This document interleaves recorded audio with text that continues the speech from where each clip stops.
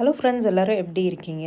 இன்றைக்கி வீடியோ கொஞ்சம் அப்லோட் பண்ண டிலே ஆயிருச்சு ஏன்னா நானே இன்றைக்கி தான் ஃபர்ஸ்ட் டைம் எப்படி கொஞ்சம் பெட்டராக எடிட் பண்ணணும்னு சொல்லி ஃபிகர் அவுட் பண்ணிகிட்டு இருந்தனால நெக்ஸ்ட் டைம்லேருந்து இந்த மாதிரி டிலேஸ் இல்லாமல் நான் பார்த்துக்கிறேன்.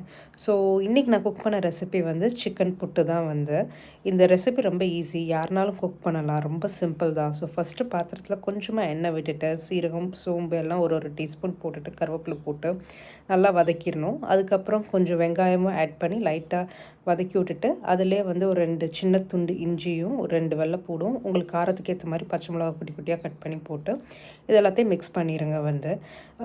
இது கொஞ்சம் நல்லா லைட்டாக கண்ணாடி பதம் வர மாதிரி நல்லா மிக்ஸ் பண்ணிட்டிங்கன்னா பெட்டராக இருக்கும்.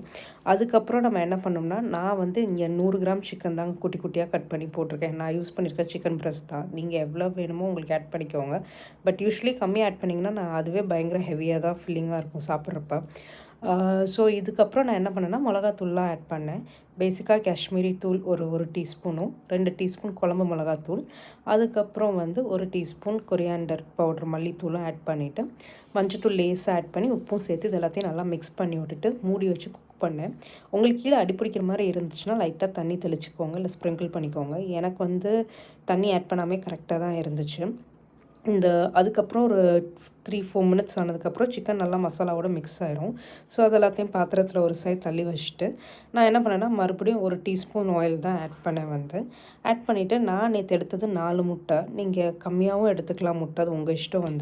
ஸோ முட்டையை அதில் உடச்சிட்டு அது மேலே கொஞ்சம் பெப்பரும் சால்ட்டும் மட்டும் ஆட் பண்ணிவிட்டு அதை அப்படியே கொஞ்சம் அந்த இடத்துல வேக விட்டே நல்லா அது கொஞ்சம் ஸ்க்ராம்பிள்ட் கன்சிஸ்டன்சி வந்ததுக்கப்புறம் அதை நல்லா பொடி மாஸ் மாதிரி கொஞ்சம் பண்ணிவிட்டு அதுக்கப்புறம் சிக்கனையும் இந்த முட்டை பொடி மாஸ் மாதிரி ஆனது ரெண்டையுமே நல்லா கலரி விட்டு நல்லா ஒரு 2 மினிட்ஸ் குக் பண்ணேன். ஸோ மொத்தமாக இந்த ஹோல் இதுவுமே நான் குக் பண்ணுறப்ப இதை மீடியம் ஃப்ளேமில் தாங்க வச்சு குக் பண்ணேன்.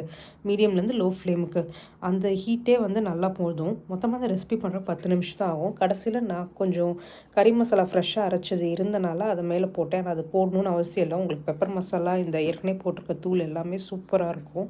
இதை நீங்கள் ரைஸ்க்கும் போட்டு அப்படியே சாப்பிட்லாம், இல்லை ரச சாதம், தயிர் சாதம், பருப்புக்கு கூட சைட் டிஷ்ஷாக வச்சு சாப்பிட்லாம். நான் நேற்று ரைஸ், கேப்சிகம் பச்சடி விச் இஸ் லைக் பருப்போடு சேர்த்து சமைப்பாங்க, அதுவும் இந்த சிக்கன் புட்டு வச்சு சாப்பிட்டேன். பயங்கரமாக இருந்தது. நீங்களும் ட்ரை பண்ணி